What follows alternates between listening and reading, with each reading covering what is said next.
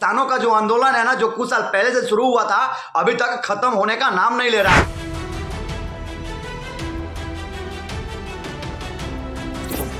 जिनकी मांगों को अभी तक सरकार पूरा नहीं कर पाया है। और किसान क्या बोलना चाह रहे हैं, किसान का जो नेता है दिल्ली के बॉर्डर पे आके बैठ गए हैं, लेकिन उनको दिल्ली में प्रशासन प्रवेश नहीं करने दिया जा रहा है।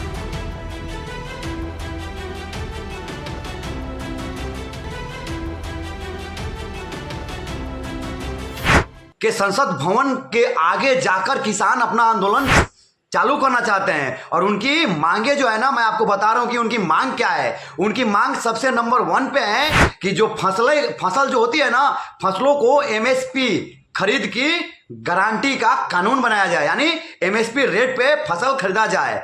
और दूसरा मांग है कि डॉक्टर स्वामीनाथन आयोग की जो रिपोर्ट है ना, उसके हिसाब से उसकी कीमत तय किया जाए। तीसरा मांग है डीएपी खाद की जो कमी है ना, उसको दूर किया जाए।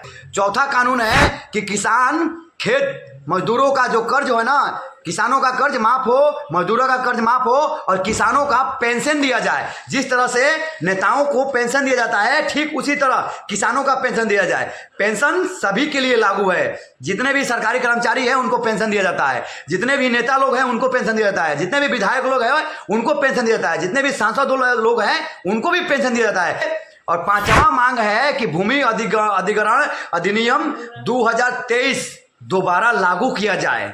छठा मांग क्या है कि लखीमपुर खीरी में जो कांड हुआ था, उसमें जितने भी दोषी लोग हैं ना, उनकी सजा को माफ किया जाए। आपको याद होगा लखीमपुर खीरी कांड, उनमें जितने भी दोषी लोग हैं ना, उनकी सजा को माफ करने के लिए वो किसान आंदोलन कर रहे हैं। उसके बाद मुफ्त का व्यापार समझौते पर रोक लगाया जाए, यह भी किसानों का मांग है। उसके बाद किसान आंदोलन में जितने भी किसान मृत्यु हुए हैं ना, उनके परिवार को मुआवजा दिया जाए और सरकारी नौकरी दिया जाए, यह भी एक मांग किसानों का है। उसके बाद विद्युत संशोधन विधेयक 2020 को रद्द किया जाए, यह भी किसानों का मांग है। उसके बाद मनरेगा में हर साल 200 दिन का काम किया जाए और मनरेगा का जो मजदूरी है ना, उसको 700 रुपया किया जाए जो अभी। उसके बाद नकली बीज, नकली कीटनाशक, नकली दवाइयाँ, नकली खाद को